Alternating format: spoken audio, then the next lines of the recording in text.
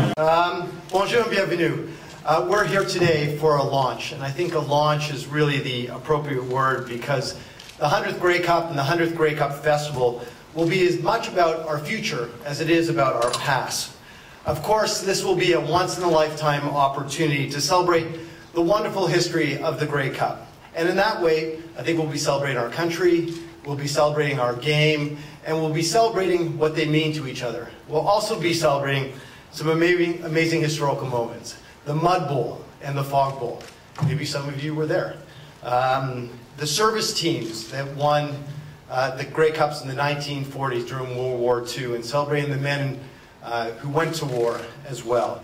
We will celebrate and remember that amazing Grey Cup in 1989 here in Toronto, and as Jeff said, the first Grey Cup in 1909 at the Rosedale Field.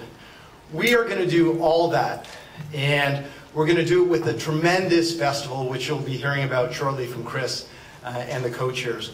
But we're also going to be doing a series of events, and with this Grey Cup, traveling around the country to unite our country. Because just as important as it is in celebrating our past, it's just as important to celebrate our future. We have a bright future to look forward to in the CFL and with this Grey Cup. We have a bright future to look forward to in this country and this Grey Cup's place in our country. I'm confident in saying this because the CFL does have a bright future. It has a bright future because of our amazing athletes. It has a bright future because many of the alumni that you see in the room today. It has a bright future because of the partners we have supporting this league. And I'm also very confident in saying this about our Grey Cup because this Grey Cup is special. It is something that is enduring to our country. Canadians come together every year in massive numbers to watch it on TSN.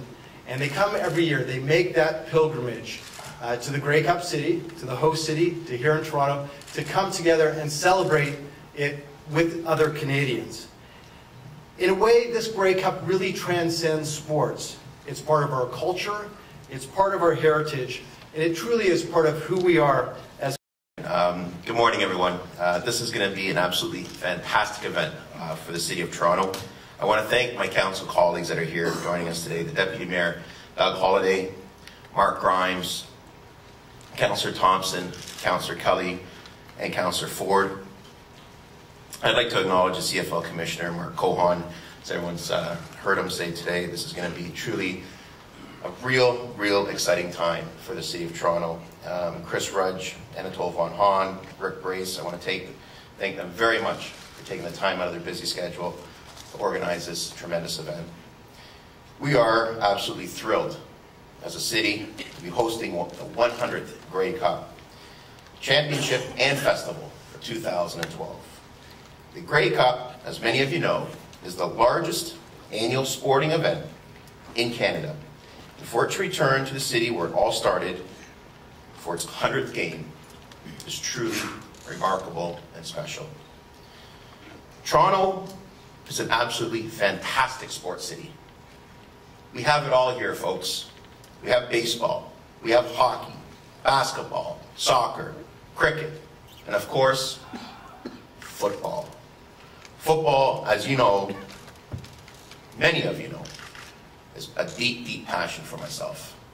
I've been coaching high school football for over 20 years. The game means a lot to me personally, especially since I've helped so many young kids, troubled kids, kids that would have nowhere else to go but up. And I have made them part of a team. I've given them scholarships. I've got them out of places where they shouldn't be and places where there should be. Football has a deep tradition in Toronto, so it is more fitting than the 100th. There's no more better place than the 100th Grey Cup to be celebrated here in Toronto. Can't ask for a more fitting place. This event will also be a great economic benefit and bring thousands of die-hard CFL fans to our great city. The festival committee and the number of BIAs working together to showcase our businesses and attractions is truly unbelievable. Many Toronto residents have special memories associated with the previous Grey Cups, whether it's the Mud Bowl, or the Fog Bowl, or a horse in the lobby at the Royal Hotel. The Grey Cup is legendary. And now, all of Toronto, both new immigrants and those whose grandparents were born here, can share in the rich Canadian tradition that is the Grey Cup. The doors open for Toronto and everyone to come to this city and see what a fantastic city this place is to host the 100th Grey Cup. Thank you very much. Listen, you know, this festival is going to be something beyond what we've done before. The size and scope of the festival will be bigger and broader than in the past. Instead of the traditional 3 or 4 days that take up sort of the Wednesday or Thursday to Sunday, the festival is going to start on the Friday night the week before. It's going to be 9 days of and on a much more expanded footprint, as you can see in the area behind me. We want to really engage the greater part of the entertainment district downtown, as well as some of the traditional venues. And we have many unique events planned, and we're not going to go through all of them here today, but just to give you a sense of the flavor of what we want to do, so to show you how this is going to reach out into the broader community in some special and unique ways. We've already engaged with the Santa Claus Parade to have a larger combined Grey Cup Parade, Santa Claus Parade the week before, and have jolly old St. Nick bring the Grey Cup into this wonderful town. Yonge and Dundas Square, which is the de facto Times Square of this city now, is going to be a family zone for the entire week. We're going to be running a football film festival, starting with a gala, a red carpet gala, on the Friday before in some of the areas within this entertainment district, the theaters.